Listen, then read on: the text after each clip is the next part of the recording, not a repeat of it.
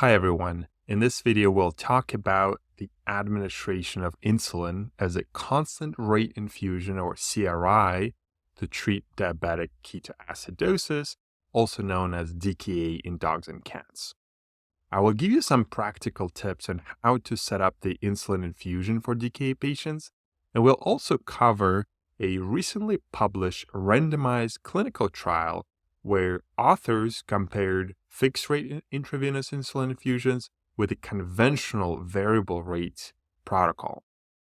Before I start, I just wanted to let you know that you can sign up for a completely free, RACE-approved online course on intravenous potassium supplementation in dogs and cats by clicking on the link below located in the description section. DKA is a relatively common complication of diabetes mellitus in dogs and cats. In the face of insulin deficiency or resistance, the liver produces ketones to provide an alternative energy source from glucose. However, excessive ketone production can lead to high anion gap, metabolic acidosis, and other negative effects. Besides restoration of intravascular and interstitial fluid deficits, as well as electrolyte derangements such as hypokalemia, insulin administration is necessary to stop production of ketones to reduce lipolysis and enhance cellular uptake of glucose.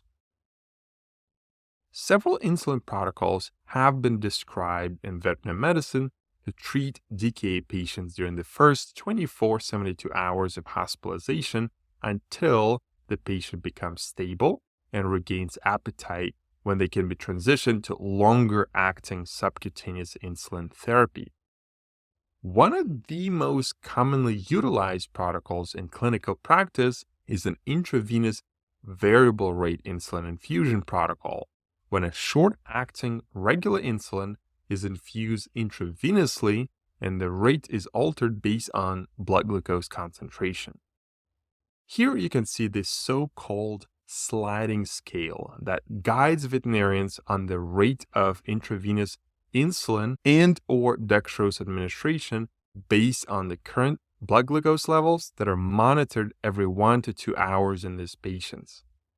Administration of dextrose simultaneously with insulin infusion allows veterinarians to continue insulin administration and decreases the risk of hypoglycemia or low blood sugar development.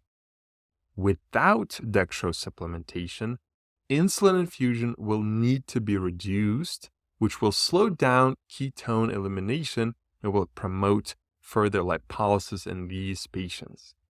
For the variable rate insulin infusion protocol, it is recommended to include either 2.2 units per kilogram for dogs or 1.1 units per kilogram for cats of regular insulin into the 250 ml bag of normal saline or other crystalloid solution that is compatible with insulin. A lower dosage of insulin for cats is occasionally recommended because of a suspected high risk for neurologic adverse effects from rapid correction of hyperglycemia in the species. However, the evidence-based research proving this hypothesis is actually lacking. A 2010 study published in JVAC, where cats were treated with the canine insulin dosage of 2.2 units per kilogram per day, as opposed to the conventional feline dose 1.1 unit per kilogram per day dosage, did not show an increased frequency of adverse neurological or biochemical events when using a sliding scale to limit the amount of insulin the cats received. So, based on that study and my anecdotal personal experience, high canine doses of intravenous insulin could be considered in cats as well. The variable rate insulin infusion protocol may have some limitations though. First, it is relatively cumbersome to implement. Depending on the blood glucose levels, you may need to stop insulin infusion and switch it to the dextrose supplementation alone, and the percent of dextrose added to the bag may vary from 2.5 to 5%. So there are a lot of moving parts in this protocol. As a result, the use of this protocol theoretically may increase the risk of human error. Since the insulin infusion may be stopped for several hours due to lower blood glucose levels, such as below 100 mg per deciliter or 5.6 millimoles per liter, this may lead to ongoing ketogenesis and delayed resolution of ketonemia and acidemia in these patients. In the same feline study that we just mentioned by Kloss et al. Published in JVEC 2010, the use of a sliding scale for determination of infusion rates significantly reduced the amount of insulin cats received in this setting. They found that only 24 to 35% of the daily prescribed insulin dose was actually administered. In people, despite a lack of randomized controlled trials, there has been a consensus shift to treatment of DKA using a so-called fixed-rate intravenous insulin infusion, where the insulin infusion is not reduced, but dextrose infusion is added separately to ensure that blood glucose concentration remains within a certain range. In the most recent veterinary prospective randomized study performed by Gant et al., the authors compared a fixed-rate infusion protocol to a variable rate insulin protocol in dogs and cats. They recruited both dogs and cats presenting to a university teaching hospital or a private referral practice and were diagnosed with DKA based on the following criteria: venous blood pH less than 7.3, blood glucose level greater than 11 millimoles per liter or 198 milligram per deciliter, and ketonemia greater than 3 millimoles per liter as measured with the point-of-care ketone meter.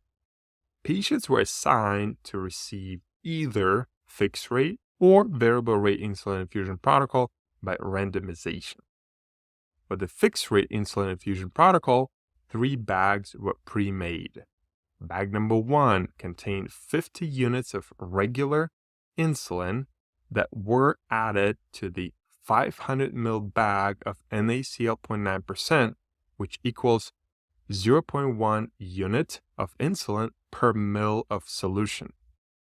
Bag number 2 was the isotonic crystalloid solution that was used to correct dehydration and provide maintenance rate. Bag number 3 was a 500 ml bag of isotonic crystalloid solution where 50 ml of dextrose 50% was added to make it a 5% final dextrose solution. In certain situations, when more dextrose supplementation was necessary, an attending clinician had a choice to increase the final dextrose concentration to 10% as long as a central line was in place to facilitate an infusion of more hypertonic solutions such as 10% dextrose. Potassium chloride could be added to either or both bags number 2 and 3 to correct hypokalemia as needed. When blood glucose concentration was greater than 15 millimoles per liter or 270 milligram per deciliter, the patient was receiving the insulin from bag number 1 at a fixed rate of 1 ml per kg per hour that equals 0.1 unit per kilogram per hour of insulin supplementation, and the fluid from the bag number 2 to correct dehydration and provide maintenance. If blood glucose was between 7 and 15 millimoles per liter, 126 and 270 milligram per deciliter, the patient was receiving the fluid from the bag number 3 with 5% dextrose in addition to the insulin infusion provided by the bag number 1. The use of the bag number 2 was optional in this case. Finally, if BG fell below 7 millimoles per liter or 126 milligram per deciliter, the insulin bag was stopped and only the bag number 3 with dextrose was continued. So, for example, let's say you work in an emergency clinic and you're presented with a 30 kilogram neutered male Labrador who was diagnosed with DKA. This dog seems to be hypovolemic, has 7% dehydration, and has serum potassium of 3.3 millimoles per liter on admission. Within the next 6 hours after an initial workup was completed and your patient was fluid resuscitated with 2 boluses of LRS and potassium chloride supplementation at 0.2 milliequivalents per kg per hour, you decided to start this dog on an insulin infusion using a fixed rate protocol. So how would you implement this protocol in practice? Well, first, you're going to ask your ICU technician to make 3 bags of fluids that we mentioned before. Bag number 1 will be your insulin bag, with 50 units of regular insulin added to 500 ml of NaCl 0.9% solution. Bag number 2 will be your hydration 1 liter bag with LRS and potassium chloride added to it. And bag number 3 will be your dextrose bag that contains 450 ml of LRS with 50 ml of 50% dextrose solution, which will result in 5% final dextrose solution. At the start of the insulin infusion, it was decided that the dog needs to receive about 220 ml per hour of crystalloid solution to correct dehydration over 12 hours and provide a maintenance rate. Also, you elected to continue potassium supplementation at 0.1 milliequivalent per kg per hour to maintain the serum potassium within the normal range during the insulin therapy. Based on this information, you're going to put the following table into your treatment sheet for the ICU technician to implement. As a side note, I slightly modified this table as compared with the original version published by Gant et al. So this table will contain 5 columns: the current blood glucose level, the bag number 1, bag number 2, bag number 3, and the total fluid rate, which is the sum of fluid rates provided by the all 3 bags combined. For a 30 kilogram canine patient, if blood glucose is greater than 15 millimoles per liter or 270 milligram per deciliter, you're going to run insulin bag at 30 ml per hour, which is 1 ml per kg per hour, in addition to the hydration bag at 190 ml per hour, so that your total fluid rate is 220 ml per hour, as you calculated before to correct dehydration and provide maintenance rate.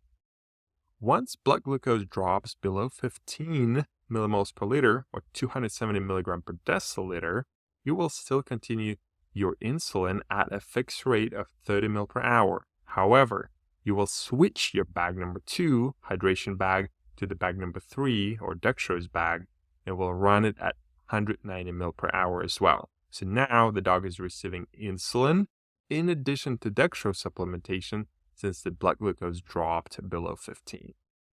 If blood glucose is below 7 mmol per liter or 126 milligram per deciliter, you will stop your insulin infusion and your patient will be receiving the bag number 3 with dextrose only at a total rate of 220 ml per hour. Now, it is important to realize that there is a lot of room for flexibility in this protocol. For example, you can split your 190 ml per hour rate between bags number 2 and 3. You can add more dextrose to bag number 3. You can change the composition of bag number 2 and 3 depending on other electrolyte arrangements, etc., etc. So the most important goal here is to give as much insulin as possible without risking hypoglycemia development. All right, so that was the fixed rate protocol. Now let's switch gears and talk about the variable rate infusion protocol. Similar to the fixed rate protocol, 3 bags were pre-made as well in the Gant et al. Study. Bag number 1, or an insulin bag, contained 2.2 units per kilogram of insulin that was added to 250 ml bag of NaCl 0.9% for both cats and dogs. Bag number 2 was the isotonic crystalloid solution that was used to correct dehydration and provide maintenance rate. Bag number 3 was a 500 ml bag of isotonic crystalloid solution where 50 ml of dextrose 50% was added to make it a 5% final dextrose solution. potassium chloride could be added to either or both bags number 2 and 3 to correct hypokalemia as needed.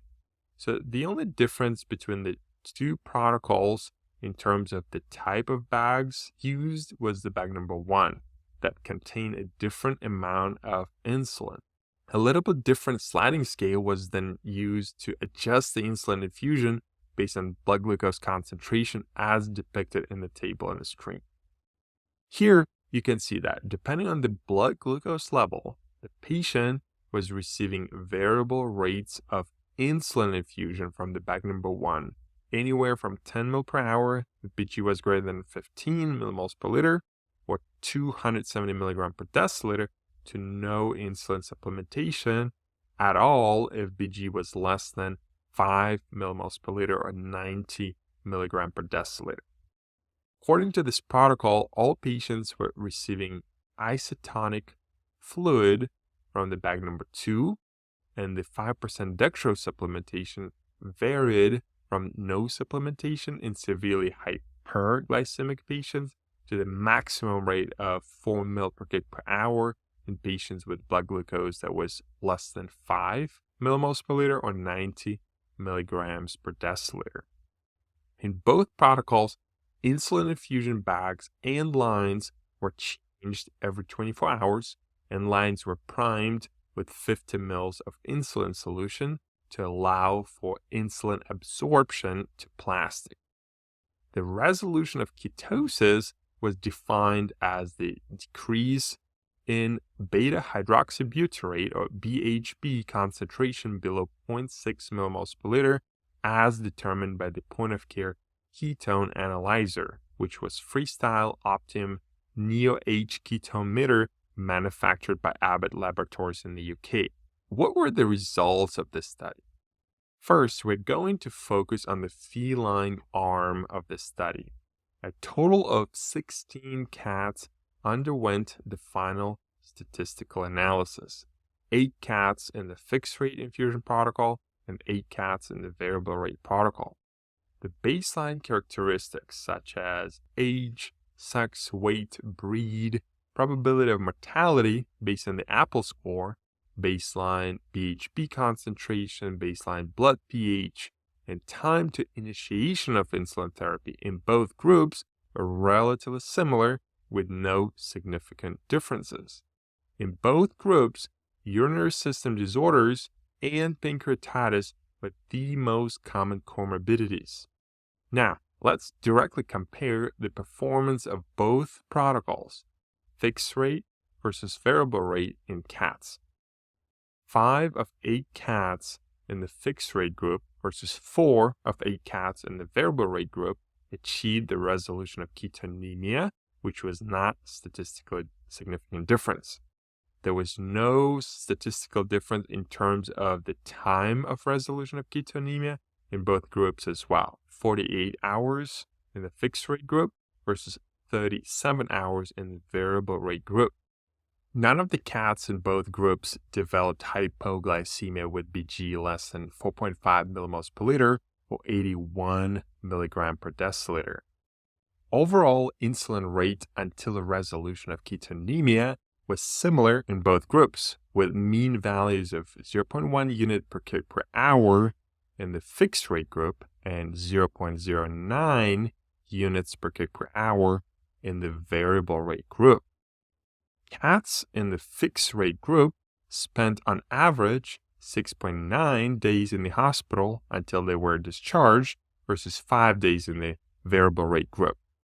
The authors were unable to determine the statistical difference between the groups due to the low number of cats that were discharged home. Overall, 6 of the cats in the fixed rate group and 5 of 8 cats in the variable rate group were successfully discharged home. Based on these results, the performance of both protocols was relatively equal, with the caveat that the sample size was quite low and the statistical difference could have been missed. Now, we're going to switch gears and talk about the canine arm of the study. A total of 20 dogs underwent the final statistical analysis. 10 dogs in the fixed rate infusion protocol and 10 dogs in the variable rate protocol. Similar to cats, the baseline characteristics were relatively equal with no significant differences reported. In both canine groups, urinary system disorders such as kidney disease and/or UTI and pancreatitis were the most common comorbidities. Now, let's directly compare the performance of the two study protocols in dogs. 9 of 10 dogs in the fixed rate group versus 10 of 10 dogs in the variable rate group achieved the resolution of ketonemia, which was not statistically different. There was no difference in terms of the time of resolution of ketonemia in both groups, 31.8 hours versus 25.1 hours in the fixed versus variable rate groups, respectively. None of the dogs in both groups developed hypoglycemia with BG less than 4.5 millimoles per liter or 81 milligram per deciliter. Overall insulin rate until resolution of ketonemia was higher in the fixed rate group compared with the variable rate group, with the mean values of 0.1 unit per kg per hour versus 0.08 unit per kg per hour, respectively. This was statistically different with a p-value of 0.04. Dogs in the fixed rate group spent significantly less time in the hospital and were discharged on average after 5.4 days of hospitalization versus 8.3 days in the variable rate group. The p-value for this difference was 0.005. 8 of the 10 dogs in the fixed rate group and 6 of 10 dogs in the variable rate group were successfully discharged home. However, this was not statistically different. Based on these results in the canine arm of the study, the overall performance of both protocols was relatively similar. However, the dogs receiving fixed rate insulin infusion went home 3 days earlier, which is both clinically and statistically significant. All right, so what are the main takeaways from this study? First, it was a well-conducted randomized clinical trial that directly compared the fixed rate insulin infusion protocol with the variable rate insulin infusion protocol in both dogs and cats. Although the authors did a great job to ensure that the study groups were relatively equal at the baseline, the study population was still small and therefore prone to heterogeneity. Second, in this patient population, there was not a clinically significant difference in time to resolution of ketosis in cats and dogs with DKA receiving insulin by either protocol. However, dogs randomized to fixed rate protocol had a shorter length of hospitalization. But the fact that resolution of ketosis was not significantly faster compared to the variable rate group suggests other factors may be more important for length of hospitalization, such as the presence or absence of various comorbidities.